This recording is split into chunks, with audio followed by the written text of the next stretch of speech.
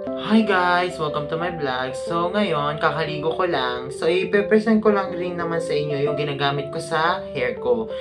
This one, Hosoku. In-order ko siya sa TikTok mga Sabado or Linggo. Pero dumating siya ng Tuesday. Mga alas 6 ng gabi, I think. Pero after ko makuha yung order ko na ito, ginamit ko rin siya. Ano siya, ganito yung itsura niya sa loob. Pakita ko sa inyo guys. Ito, Hosoku, nakalagay siya sa bottle, pero serum po siya guys.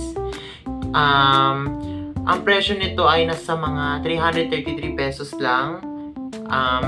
Kaya ko siya in-order kasi naglalagas yung hair ko because sa stress or baka sa puyat or maybe sa genetics, ganyan. Pero 3 days ko pa naman siyang ginagamit. So, wala pa naman siyang mga effects na nangyayari sa hair ko. Pero, babalitaan ko na lang kayo kung meron ng effects na nangyayari sa hair ko. Sa Hosoku. Ayun lang guys. Thank you for watching.